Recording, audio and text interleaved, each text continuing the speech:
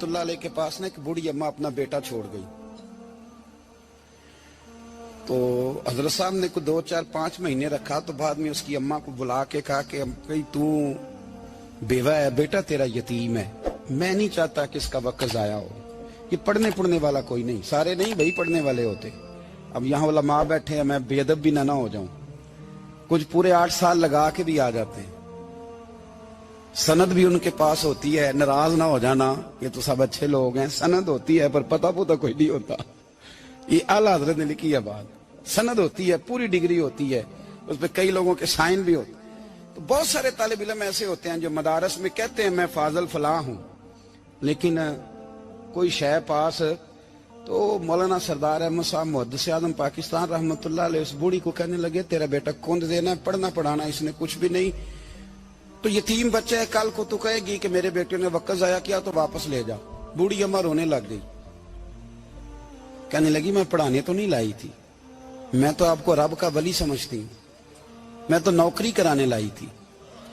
नौकरी हजरत अनस बिन मालिक कहते हैं मेरी अम्मा भी हुजूर की बारगाह में दे गई थी। हुजूर की बारगाह में ये नहीं कहा था कि या रसूलल्लाह पढ़ा दें, हाँ हाँ मैं जिम्मेदारी से बात कर रहा हूँ।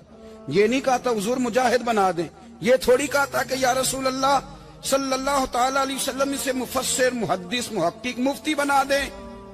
हजरत अनस की अम्मा कह गई थी सोनिया जब तक ये रहेगा ना आपकी नौकरी करेगा, ये घर के काम काज करेगा, ड्यूटी करेगा, हुजूर ये आपकी नौकरी करेगा। तो मेरे महबूब ने फिर दुआ कर दी, अल्लाह इसे बरकत अता फरमा।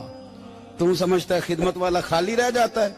जितना जायका खिदमत वाले को मिलता है, जो उसके नसीब में आता है, वो किसी का नसीब कहां भाई।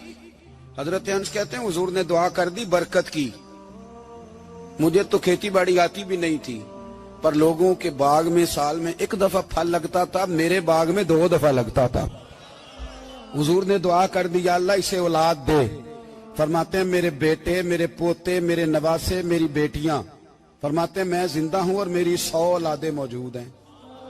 परेशान हो गया 100 सुन के बच्चे 2 ही अच्छे, 100 औलादे मेरी मौजूद हैं। हजरत अनस बिन मौलाना सरदार अहमद साहब के पास ना छोड़ गई बच्चा, कहने लगी हजरत जी मैं को पढ़ाने के लिए थोड़ा छोड़ गई हूँ, मैं तो इसलिए छोड़ के गई हूँ कि आप मेहरबानी करें, खिदमत कराएं। तो हजरत जी कहने लगे कोई ऐसा काम ही नहीं, खिदमत वाला क्या कराऊं। कहने लगी पट्ठे पवा लिया करो जी। हूं लड़ पैंदे ने, कहने ने बच्चे काम कर दें मदरसे का। हालांकि अब कहां बच्चे काम करते हैं, अब तो गुजर गया दौर, अब तो बच्चे काम कराते हैं। अब बच्चे भी नाराज हो रहे हैं, घूर घूर के देख रहे हैं। सही कह रहा हूं आपको, बच्चे काम कराते हैं, बच्चे कहां काम करते। कहने लगी ये चारा डाले करेगा आपकी भैंसों को। तो हजरत ने उसको कहा कि बीबी चारा मेरी भैंसों को डालने के लिए मैंने बंदा रखा हुआ है, तो तू जा ले जा। कहने लगी हाथ बांध के हुजूर मेहरबानी करें रख ले, चारा डालेगा। और पुत्र तवज्जो से चारा डालना हजरत की भैंसों को। रोने लगी, हजरत ने रख लिया, महीने का खर्चा भी देते। शाम को ना वो सारा दिन काम करता, शाम को आके पैरों में भी बैठ जाता। हजरत जी लाएं तेल थोड़ा सा, पैर ना दबा दूं। 8 साल साथ वाले पढ़ते रहे, ये बेचारा नौकरी करता रहा। मेरा रूप भी नहीं ते मेरा रंग भी नहीं, और मैनू यार मनान दा टंग भी नहीं। कभी कभी ना हजरत बिलाल हबशी फारग होते ना, तो नबी पाक की बारगाह में अर्ज करते हुजूर कोई काम तो नहीं, सारे हो गए, हुजूर जाऊं जरा, चले जाते। एक दिन सलमान फारसी कहने लगे या रसूलल्लाह ये बिलाल कहां जाता है। फरमाया जा देख के तो आ। हजरत सलमान वापस आए तो आके रोने लगे, कहने लगे सोनिया जब यहां से जाता है ना तो जाके सैयदा फातिमा की चक्की पीसनी शुरू कर देता, बीबी साहबा के काम करने लगता है, घर में जाके असनैन की ड्यूटी करता है, वहां भी काम यहां भी काम। वो चारा डालता रहा, उसने चारा डाला। हजरत मुहद्दिस आज़म की भैंसों को दस्तारे फजीलत का वक्त आ गया, सारे पगड़ियां सजा के आ गए, आज दस्तार होगी। ये ना पीछे होके बैठ गया, चूंकि पढ़ा ही नहीं था तो दस्तार का है कि दस्तार तो उसकी जो पढ़ेगा, हमने तो पढ़ा ही नहीं, हमने तो यार पढ़ा, घर पढ़ा, ड्यूटी करी। हजरत मुहद्दिस आज़म रहमतुल्लाह अलैह के यहाँ जब ऐलान होने लगा ना कि अब दस्तार होगी, तो हजरत ने पहला ऐलान उसका फरमाया। तो मजा वाला बंदा कपड़े भी कदी कदी बदलता है ना, वो कहता है जिस हाल में भी था मैं पलट के देखने लगा कि पढ़ा पढ़ाया तो है, कोई शय नहीं। तो ये माजरा क्या है। पीछे से उठ के आए تو کہتے ہیں باقیوں کی دستار کسی عالم نے کی, کسی صوفی نے کی, لیکن یہ بھینسوں کو چارہ ڈالنے والا جب آیا تو محدث اعظم نے فرمایا پگڑی کے بال کو کوئی ہاتھ نہ لگائے, یہ ساری دستار میں نے کرنی ہے. اور فرماتے ہیں حضرت بال بھی دیتے جاتے تھے اور آنسو بھی بہاتے جاتے تھے, ماتھا بھی چومتے تھے اور فرماتے تھے دستار کے بعد چلا تو نہیں جائے گا یار, مجھے تو عبادت بھی نہیں رہ گئی, مجھے تو چابیوں کو بھی نہیں پتا کون سی کہاں رہتی ہے, جائے گا تو نہیں تو رو پڑا, کہنے لگا سونے جائے تو وہ جس کے پلے کچھ ہے ہو, آتا جاتا تو ہے کچھ نہیں, مجھے کس نے رکھنا ہے, میں نے کہاں جانا ہے, ادھر کہاں تو ادھر ہی رہوں گا. وہ اس طالب علم کے سارے استاد بھائی کہتے ہیں اس نے دستار کرائی, پڑھا پڑھایا کچھ نہیں, پر جو مسئلہ اڑ جاتا تھا نا, وہ جو اڑ جاتا تھا نا, وہ جا کے اس سے پوچھتے تھے تو کتابیں کھولنے کی ضرورت نہیں پڑتی تھی. حضرت ام سلمہ رضی اللہ تعالیٰ عنہ کہتے ہیں میں نے عرض کی یا رسول اللہ صلی اللہ علیہ وسلم میری بچی بڑی بیمار ہے, تو مجھے کسی نے کہا ہے یہ تھوڑی سی نشے والی چیز ہے, یہ بنا کے تیار کر کے دو صحیح ہو جائے گی, بیمار ہے بچی تو یہ نشے والی چیز ہے, اس کو تیار کر کے دو, تھوڑا نشہ ہے. اگرچہ بعض, میں نے شروع میں کہا, بعض لوگ مریض کو, سخت مریض کو ایسی ادویات جو مجبوری بن جائے اس کی گنجائش اور اجازت دیتے ہیں. محتاط علماء تو اس میں بھی بہت ساری چیزیں پہلے بیان کرتے, لیکن اس نے کہا جی میرا نشہ دینا ہے شفا کے لیے. حضرت ام سلمہ کہتی ہے میرے نبی پاک نے میری طرف دیکھا, میری طرف, تو میں نے کہا یا رسول اللہ آپ کیا فرمانا چاہ رہے ہیں؟ تو نبی پاک نے فرمایا ام سلمہ کبھی ناپاک چیز میں بھی شفا ہوئی ہے, کبھی ناپاک چیز میں بھی, کبھی شراب اور خمر میں بھی شفا ہو سکتی ہے. شفا رب کریم نے رکھی ہے پر شہد کے اندر رکھی ہوئی ہے, شفا اللہ نے رکھی ہے قرآن مجید میں رکھی ہوئی ہے, تو اس میں بھی کبھی یہ حضور نے بیان کیا ہے کہ اس کے اندر شفا ہو سکتی, تو امت کتنی دلیری کرتی ہے جو یہ مشورے دیتی ہے کہ اس کے اندر نشہ ہے, شراب ہے, تو کھانسی چلی جائے گی تو فلانی بیماری چلی جائے گی. نہ آؤ ان چیزوں پہ, نہ اپنے ایمان کو خرابی دو, اور نہ ایسی باتیں کرو جس سے کہ ڈائریکٹ رسول اللہ صلی اللہ علیہ وسلم کے واضح ارشادات کی مخالفت ہو. میرے نبی پاک صلی اللہ علیہ وسلم نے فرمایا, اور پھر کچھ لوگ کہتے ہیں تھوڑی پی ہے جی. اب تو میں تجزیے میں پڑھ رہا تھا کہ ایسی شراب ایجاد ہو گئی ہے, لوگ شراب پیتے ہیں اور وہ مست بھی رہتے ہیں, کار بھی چلاتے رہتے ہیں, کہتے ہیں جی نہیں ہمارا ذہن معاف نہیں ہوا تو یہ والی صحیح ہے, نشہ نہیں لاتی. میرے نبی پاک صلی اللہ علیہ وسلم نے فرمایا جس چیز کی تھوڑی مقدار, زیادہ مقدار حرام ہے اس چیز کی تھوڑی مقدار بھی حرام ہے, جس کی زیادہ مقدار حرام ہے اس کی تھوڑی بھی. تو خمر اور شراب اگر فل پینا جائز نہیں تو تھوڑی پینا بھی جائز, یہ حرام ہے اور حرام تھی اور قیامت تک حرام ہی رہے گی. میرے نبی پاک صلی اللہ علیہ وسلم نے منع کیا اور حضور نے اظہار ناپسندیدگی فرمایا, اور میں 40 دن تو عبادت ہی قبول نہیں ہوتی شراب پینے والے جب تک سچی توبہ نہ کرے. یہ لفظ جب ادا کرتا ہوں تو شرم سے میری زبان لڑکھڑاتی ہے کہ یار درباروں پہ بھی نشہ بکتا ہے. میں یہ بات کر رہا ہوں صوفیاء کا ترجمان, درباروں پہ, مزاروں پہ, اور سجادہ نشینوں تمہیں زمین نگل جائے, آسمان تمہیں لے اڑے, تم پر قہر نازل ہو, تم نے باپ دفن کر کے تو وہاں نشے کا اڈا بنا لیا, ماؤں سے بیٹے چھیننے لگے ہو, عورتوں کے سروں سے کپڑے چھیننے لگے ہو, سہاگ مارنے لگے ہو, بیٹیاں اور بیٹے یتیم کرنے لگے ہو, نشہ بیچتے ہو درباروں اور مزاروں پہ. یہ تماشا لگ گیا. کیسے کروں یہ بات, پر کرنی پڑ رہی ہے, مجبوری ہے, یہ مضمون مکمل نہیں ہو سکتا. بند کر دیں وہ دربار, ہمیں نہیں چاہیے جن درباروں پہ نشہ بکتا ہے. میں ذمہ داری سے کہہ رہا ہوں, بات ریکارڈ ہو رہی ہے. جوتے کی نوک پہ وہ سجادہ نشین جو امت کو ڈرگز دیتا ہے, وہ سجادہ نشین کا ڈیرا نہیں, وہ گند کا اڈا ہے, وہاں سے فیض نہیں مل رہا, امت کی تباہی ہو رہی ہے. بتا دو, پھیلا دو, اس کو اعتراض کرنا کرو. میرے رسول پاک سید عالم صلی اللہ تعالی علیہ وسلم کا دین ضروری ہے, کسی پیر کی سجادگی ضروری, بولیے سجادگی ضروری. بڑی ذمہ داری سے کہہ رہا ہوں اور نمائندگی کر رہا ہوں اپنی جماعت کی.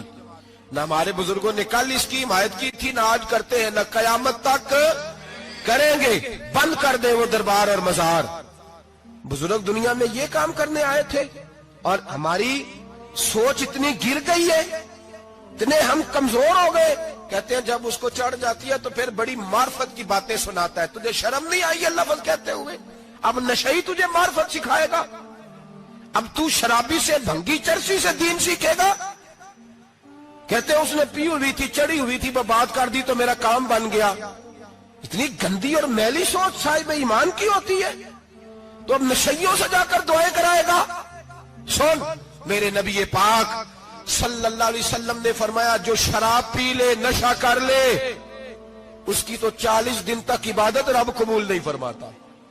تو کہتا چڑھی ہوئی تھی تو اس نے دعا کر دی، تجھے شرم ہی نہیں آئی بات کرتے؟ حیا ہی نہیں کیا تو نے جملہ بولتے؟ یہ کوئی تصوف اور طریقت ہے؟ جاؤ اٹھا کے لے جاؤ۔ ایسی کوئی تصوف اور طریقت ہمیں نہیں چاہیے، ہمیں وہ والی طریقت چاہیے جس میں خدا کے قرآن کی بات ہوتی ہے اور محمد مصطفیٰ کے فرمان کی بات ہوتی ہے صلی اللہ علیہ وسلم۔ تو بھائی یاد رکھو، یہ کوئی طریقہ نہیں۔ ایک مزار ہے، مجھے ایک صاحب کہنے لگے آ جائیں یہاں بھی فاتحہ پڑھیں۔ میں نے کہا یہاں کیا ہے؟ کہنے لگے تھے تو بابا جی نشہ وشا کرتے، پر سنا ہے لوگوں کی منتیں بڑی پوری ہوتی ہیں، مجھے جذبات بڑے کم آتے ہیں۔ میں نے اس آدمی کو گریبان سے پکڑ لی، میں کہ ادھر ہٹ، وہ تو نشہ کرتا تھا اور تو جاتا تھا، تیری یہ کیسے طاقت ہوئی؟ تو نے مجھے مشورہ دے دیا، تو ہمیں کمزور سمجھتا ہے؟ ہم کمزور ایمان کے لوگ ہیں، اور میں یہاں تجھے کہوں گا نہیں نہیں میں یہاں نہیں جاتا، میں وہاں جاتا ہوں۔ بالکل کوئی لگی لپٹی بات نہیں، کھری بات۔ تصوف وہ، دربار وہ جہاں قرآن پڑھا جائے اور رسول اللہ کی حدیث سکھائی جائے، باقی کوئی مطلب نہیں کسی قسم کا۔ میں داتا صاحب کبھی جاؤں نا جلسہ کرنے کسی کام سے، کسی تقریب میں، تو میں داتا صاحب کے مزار پہ نہیں جاتا۔ میں کہتا ہوں یار یہ یرانہ نہیں کہ بندہ کسی کام آیا تھا تو فاتحہ پڑھ لی، واپس چلو، گکھڑ سے سپیشل آئیں گے داتا صاحب کے مزار پہ حاضری دیں گے۔ اور میرے سنگی گواہ ہیں کہ میں سپیشل ٹائم نکال کے بہت سارے کام چھوڑ کے سپیشل جاتا ہوں، اور میں مراد ماننے نہیں جاتا، میں داتا صاحب کا شکریہ ادا کر دے جاتا ہوں۔ میں ان سے کہتا ہوں حضور آپ کی مہربانی، آپ یہاں آئے تو ہمارے بڑے بھی رسول اللہ کے غلام بن گئے۔ میں تو سلام عقیدت پیش کرنے جاتا ہوں، ہم مزارات پر جانے کے قائل نہیں، بلکہ ہماری تو عقیدت کا درجہ ہی مکمل نہیں ہوتا جب تک ہم مزار پہ سلام نہ کریں۔ پر مزار داتا صاحب کا، مزار خواجہ معین الدین اجمیری کا، مزار غوث اعظم جیلانی کا، مزار محدث اعظم مولانا سردار احمد کا، مزار اولیاء کا، مزار میاں شیر محمد شرک پوری کا، مزار رب کریم کے بندوں کا۔ بھنگیوں چرسیوں کے مزار نہیں ہوتے، اور نام ان مزارات کے قائل ہے، بالکل قائل نہیں ہم۔ میں تھوڑے دن پہلے لاہور گیا تھا، تو میں کار میں میاں صاحب میاں شیر محمد شرک پوری کا ذکر کر رہا تھا۔ میں اپنے دوستوں سے کہہ رہا تھا یار بہت بڑا بابا ہوا ہے، تو مجھے کہنے لگی کرامت کیا ہے؟ میں نے کرامت یہ ہے کہ ساری زندگی سنت کا درس دیا ہے۔ تو مجھے کہنے لگے آپ کبھی گئے نہیں؟ میں نے کہا میں اسپیشل گیا تھا، اور تھوڑے دنوں کے بعد پروگرام بناؤں گا تو میں ساتھ لے کے جاؤں گا۔ ہم مزارات کے قائل ہیں، حاضریاں دیں گے مزاروں پہ، لیکن بھنگیوں چرسیوں کے مزاروں پر جانے کے قائل ہیں؟ زور سے بولے، یہاں جانے کے قائل ہیں؟ کوئی عقیدہ نہیں ہے ہمارا۔ نشہ بکے گا اب مزاروں پہ، اب یہ تصوف ہوگا وہاں، یہ طریقت ہوگی۔ اور ملت پر رحم کھاؤ خدا را۔ اگر تمہارے قومی ادارے کہتے ہیں رپورٹ کرنے والے کہ 70 لاکھ پاکستانی نشہ کرتا ہے، تو کیا تمہیں یہ نہیں پتا کہ نشہ بیچتا کون ہے؟ کیا تمہیں یہ نہیں پتا کہ ڈرگز کا کاروبار کون کرتا ہے؟ اگر تمہیں یہ پتا ہے تو کیا یہ خبر نہیں تمہیں کہ ان رگوں پر یہ خون اتارتا کون ہے؟ میں اپنے بزرگوں سے معذرت کے ساتھ، نشے کا آغاز، ناراض تو نہیں ہو جائیں گے بزرگ، نوجوانوں کو میں لتاڑ لیتا ہوں لیکن بزرگوں کی عزت کرنا سنت ہے، تو میں بزرگوں سے معذرت کے ساتھ یہ یوں سمجھ لیے خوگرے حمد سے تھوڑا سا گلا بھی سن لے۔ نشہ سگریٹ سے شروع ہوتا ہے، سگریٹ سے۔ میں تمباکو کو حرام نہیں کہتا، یہ فتویٰ نہیں دے رہا۔ تمباکو کا حکم وہی ہے جو مولی کا ہے، جو کچے پیاز اور لہسن کا ہے، کہ آپ جب کھا لیتے ہیں تو منہ سے بدبو آتی ہے، تو آپ مسجد میں آئیں تو آنے سے پہلے مسواک کریں، منہ صاف کریں، پھر آپ آ جائیں۔ تو جائز ہے، مکروہ ہے لیکن حرام۔ لیکن تمباکو سے آگے جب حالات بڑھتے ہیں، تجزیہ نگاروں نے لکھا ہے کہ ہمارے پنجاب کے کچھ علاقوں میں اب سگریٹ سے نکال کے نا، پہلے بھی بھرتے تھے لوگ اس میں بڑا کچھ، اب پتہ ہے کہ نیا نشہ ایجاد کیا ہے، اب اس کے اندر چسبی بھرتے ہیں اور چھپکلی کو مار کے سکھا کے خشک کر کے اس کو پیس کے وہ ساتھ نشے کے ملاتے ہیں، اور اس کا حال یہ ہوتا ہے کہ آدمی کو زیادہ نشہ ہوتا ہے، اور کہتے ہیں وہ اتنا گند ہے کہ وہ آدمی کسی کو دانت بھی لگائے گا تو وہ بندہ بھی بیمار ہو جائے گا۔ کیا یہاں لوگ اسپرٹ نہیں پیتے ہیں آپ کے ملک میں؟ اور ہم کبھی سڑک پہ جاتے ہیں تو نشئی کو دیکھ کے مذاق کرتے ہیں، دیکھنا میں ہارن لگاؤں گا تو گاڑی کے ہارن سے گر جائے گا، لیکن تجھے پتہ نہیں کہ یہ کسی ماں کا بیٹا ہے، پتہ نہیں کسی بیوی کا شوہر ہے۔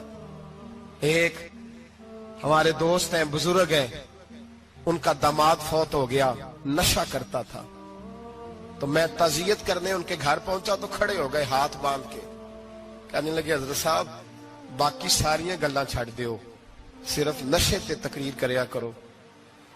وہ جب جیتا تھا تو تب بھی اس کے بچے یتیم ہی تھے، یتیم ہی تھے۔ میری بیٹی جب میرے گھر آتی تھی اور میں اپنے پوتوں کے اتنے کپڑے اسے پہننے کو دیتا تھا تو میرا کلیجہ پھٹتا تھا، اور میری بیٹی اس کی زندگی میں بھی بیوہ کی زندگی گزار رہی تھی، وہ میری بہوؤں کے اترے ہوئے کپڑے پہنتی تھی، کوئی دعا کرو، کوئی جلسے کرو، یہ لت ختم ہو جائے۔ اور کہنے لگا اب میرے وہ چلا تو گیا ہے، دادا دادی اس کے پہلے کوئی نہیں، چچا ہے کوئی نہیں، جب تک تو میں زندہ ہوں ان نواسوں کو کوئی روٹی کا لقمہ، کوئی کپڑا مل جائے گا، لیکن سوچتا ہوں میں بوڑھا ہوں، مر گیا تو ان کو کوئی پوچھے گا بھی نہیں، کون ان کی خبر۔ اتنا ظلم اس قوم سے، اتنی زیادتی، اور آرام سے لکھ کر لوگ گزر گئے کہ یہ 70 لاکھ ہے، ان کا درد تو سمجھو، تکلیف تو سمجھو۔ 7 فٹ کا سونا جوان اور نشے کا عادی ہے تو کسی نالی میں پڑا ہوا ہے۔ اور میں نے کہا اس قوم کے ساتھ اس سے بڑا بھیانک مذاق کیا ہوگا؟ کوئی دانشور تھا بڑا ظالم، اس ظالم سے کوئی مشورہ لینے آیا، اس نے آ کے کہا تو بڑا ظالم ہے، بڑے کڑوے مشورے دیتا ہے، میرا ایک دشمن ہے، میں اس سے بدلہ لینا چاہتا ہوں، میرا دل کرتا ہے اس کا بچہ قتل کر دوں تاکہ وہ تڑپے۔ تو ظالم نے کہا اسے قتل نہ کر، وہ تو اس کا باپ 2-4 مہینے رو کے چپ کر جائے گا، پھر میں سخت سزا دینا چاہتا ہوں، مشورہ دے۔ تو اس نے کہا اس کے بچے کو نشے پہ لگا دے، جس کا بچہ نشہ کرے گا وہ باپ روز مرے گا، روز جیے گا، وہ ماں روز مرے جیے گی، نشے پہ لگا دے۔ اس قوم کے ساتھ سب سے بڑا ظلم یہ ہوا کہ ملت کا جوان نشے پہ لگ گیا، ڈرگز پہ لگ گیا، اتنے تباہ حالات ہوئے کہ جوان چڑھتی جوانیاں، اماں نے کتاب دے کے بھیجا تھا، اور کالج سے واپس آئے تو نشے کے ٹیکے ہاتھوں میں پکڑے ہوئے، ٹیکے۔ اور آپ کے اس ملک کے اسلام آباد میں ایک دن میڈیا نے وہ خبر بھی وائرل کی اور وہ چیز بھی دکھائی لوگوں کو، 3 مہینے کا بچہ لے کے نشئی سڑک پہ آ گیا، اس نے کہا میرا نشہ ختم ہو گیا، میرا بچہ خرید لو، 2 پڑیاں دے دو۔ تو وہاں بیبیاں جو سن رہی تھی وہ بھی چیخیں مار کے رو رہی تھی۔